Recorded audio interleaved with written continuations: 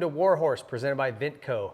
I'm your host, David Pingree, joined by Norm Bigelow, and we are here in the early years of Motocross Museum that Tom White put together to show you guys another incredible motorcycle. This is the 1969 Husqvarna 500cc twin, known as the Baja Invader.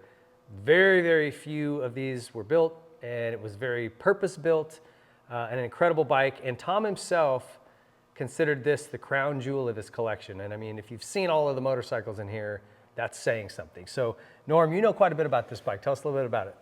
Well, it's actually amazing build from the factory where they combined two cylinders, crankshaft, made a twin out of a singles. So it's all hand-built prototypes, so it's got sand-casted cases. The bike was built, I don't know, to investigate if twins are possibly going to work out in motocross or whatever, but it didn't quite become what they thought, so they decided, well, let's do it in Baja as a better application. So they brought the bike to America, raced the Baja 1000, got top riders, Jan Roberts and what's his name, Nielsen? Oh yeah, Gunnar Nielsen yeah, and Jan Roberts. Yeah. So they won the 1000 on it. The project kind of got shelved and forgotten about, but Tom, of course, found it and got it in his collection, and it's just an amazing, maybe only 10 engines were built, less than that complete motorcycle. So very rare.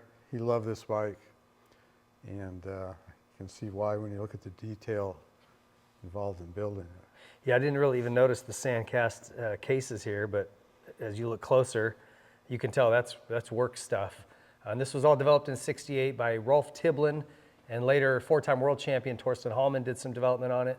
And I just can't even imagine what this was like to ride, you know, a twin motocross bike.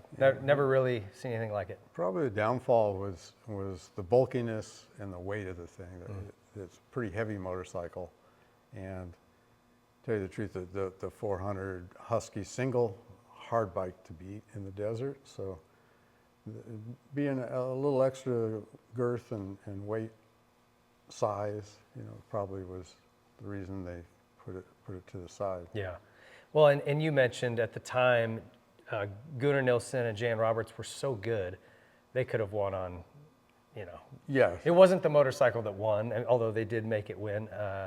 It's just the fact that this is so rare. There's so few of these ever built. To have one in this condition, this thing goes to a motorcycle show, it's winning. Yep, and there's trophies. There's evidence right there. Yeah. It doesn't get out much, but when it does, it comes back with first place. Yeah, and so in Tom's notes of this, it says it sat in Edison Dye's warehouse till '98 when a Dutch enthusiast by the name of Frans Munsters purchased it, restored it, and meticulously put it into the condition that you see. Where Tom, I think, if I understood right, got into a little bit of a bidding war with Husqvarna. They really wanted it because, like I said, again, they're so rare, and Tom won. He was a competitive bugger, and doggone it, he got it. So it's an amazing motorcycle. Anything that kind of jumps out just in terms of the uniqueness of it to you? The whole thing, the way it's fit into the chassis, you know, the air box, the twin carbs, the air box, you know, I'd like to put your leg on that. It's bulky, there's no question. Shifter, you know, it didn't look like it was an easy thing to shift. If you have a big foot, yeah. I don't know how you're getting underneath there. But I bet you it hauled the mail on, you know, down a dry lake or something. It probably got up and went. Absolutely. Well, another amazing piece of art here, and a glimpse into the past. You know, I always love to say we have to honor and respect the people whose shoulders we're standing on in this sport. And so this was one of those pieces of development. It ended up not being popular for mass production, but what a cool piece of motocross history. And if you guys want to come and check everything out in the museum here, go to their website, Early Years of Motocross Museum. It's not open to the public day to day, but they do have events here and there, so check them out. And a big thank you to our folks at W who also opened this up to us, Tom's family. We appreciate that. Check out Vintco for all of your vintage motorcycle needs. Stoked to have them as a partner. Big thank you to my buddy Norm here for sharing some of his knowledge on this, and appreciate you guys watching. We got a lot of really cool bikes to get to, vintage events. They'll be coming. Stick around.